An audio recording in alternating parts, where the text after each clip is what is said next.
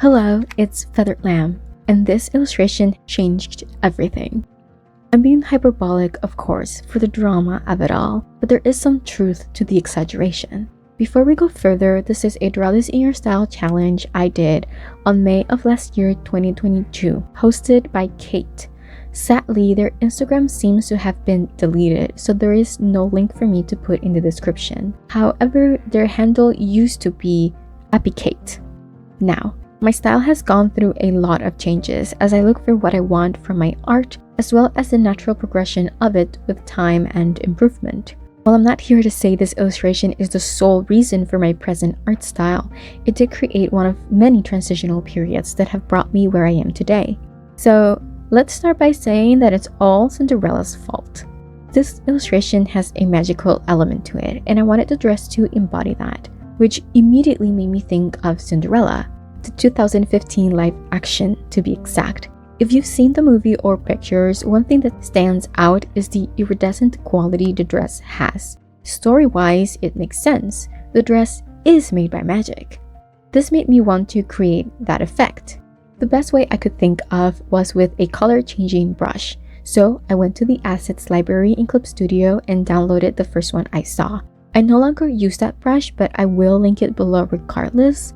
The reason I don't use it anymore is because I discovered Clip Studio has these settings built into their program, and I figured out how to apply it to my preferred brushes instead. The brush works in two ways. First, you pick a color and it will shift tones from there, which is why the flat color you choose is important, because depending on the strength of the setting, the base color serves as a guide for how the brush will act. For example, if you pick a pink color close to purple, it will add more purple hues to the swatches, as opposed to a pink closer to red. Secondly, it does this with each stroke. This was a game changer for this illustration. The dress truly was made possible because of this feature. Despite how much I loved this, I didn't immediately start using the brush for everything. The active thought to use this brush again wasn't instantaneous at all. I treated this feature as a special brush for a particular effect on a specific illustration. Done deal, case closed. Until I picked it up again and again. This leads us to the present, where I use this feature for everything.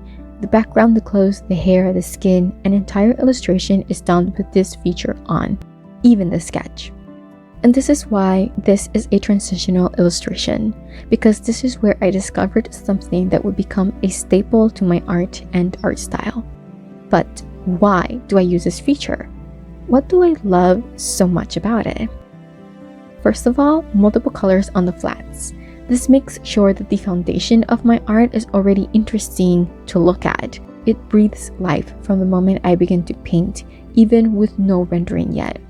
Secondly, I also render with this feature on, which means that with every new color I add, I'm actually adding an array of them, because this is also an important feature of this brush. It doesn't really repeat itself. Two colors may look similar, but if you color pick them, they're usually different from each other. Thirdly, convenience, of course. Imagine color picking like 5 colors at least for every flat in an artwork. The amount of time this would take alone. Add to that the fact that I would need to continuously color pick from this giant palette so that every stroke is a different color. It seems silly to even consider when I know the settings to make this feature automatic to any brush I use are right there.